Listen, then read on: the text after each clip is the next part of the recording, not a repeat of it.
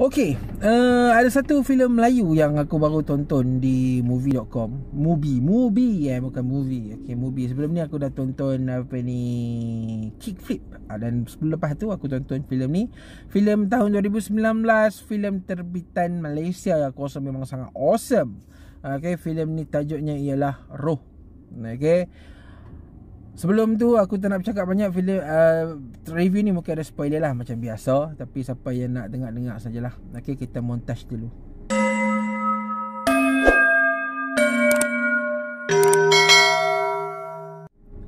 Okey, Roh ni adalah sebuah karya yang pada aku agak berat. Okey, dia boleh jadi tak best, dia boleh jadi best. Itu saja aku nak cakap.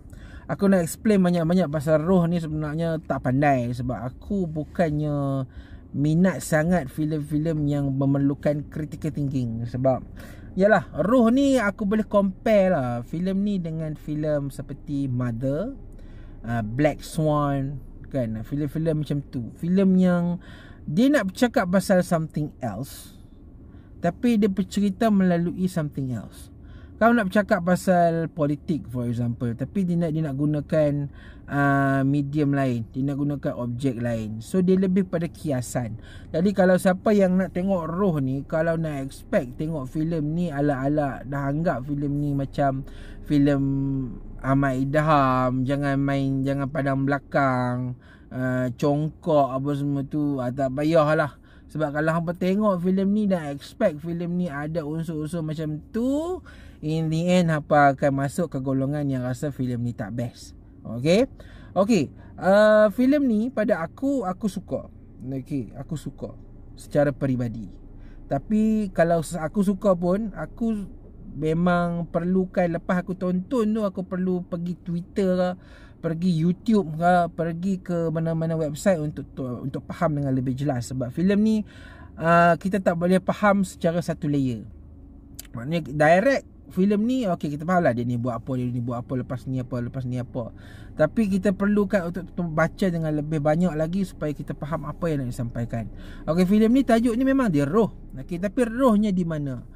Itu benda-benda ni yang aku tak mau cerita dalam ni lah, sebab aku pun tak tahu untuk buat comparison apa semua, sebab benda-benda ni hanya orang yang mahir untuk melihat dengan lebih dalam.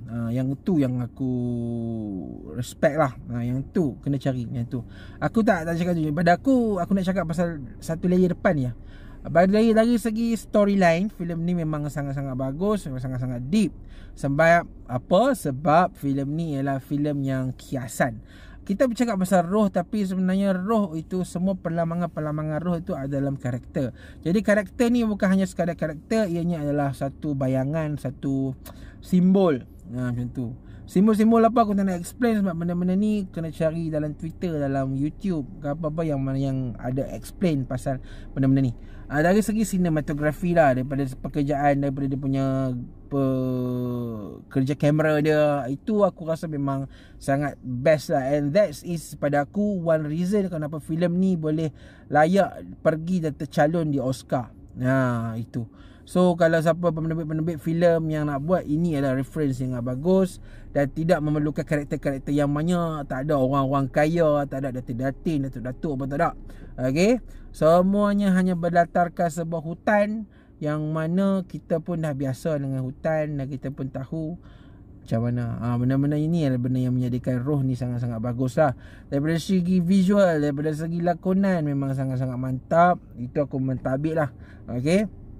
Cuma kalau siapa yang tonton filem ni dan rasa filem ni tak best, one reason ialah dia orang expect filem ni ialah filem seram. Sebab tengok daripada poster, memang nampak macam filem seram kan. Tapi pada aku, bila aku tonton, ini bukan filem seram, ini adalah sebuah filem yang bercakap pasal roh, pasal kejadian roh, yang mana pada aku kena tanya ustaz-ustaz lah kan. Yang tu aku tak nak cakap lah, tanya orang yang bijak pandai. Sebab filem ni pun ada compare dengan kejadian roh, asal-usul roh, ayat-ayat Quran yang bercakap pasal roh apa semua tu. So aku tak nak cakap macam tu. Jadi aku recommend untuk korang try lah, give it a shot untuk tonton Roh. Walaupun filem ni tidak ada jump scare, tak payah expect lah ada tumbuh hantu tu, tak ada. Filem ni memang slow burn, memang slow, tapi memang ada message yang sangat jelas. kita boleh lepas tonton ni, kalau tonton dengan kawan-kawan itu lebih baik, sebab kalau kita tonton seorang lain kali kita pening kepala.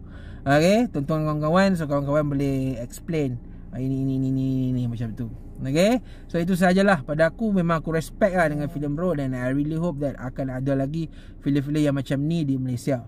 Dan tak maulah filem-filem sampah untuk tahun-tahun ke depan ni, sebab filem-filem sampah ni orang tak tengok lah filem-filem ni. Kita nak filem yang more international, macam Puteri Gunung Ledang, Roh. Rasanya dua-dua tu satu same quality tapi different genre.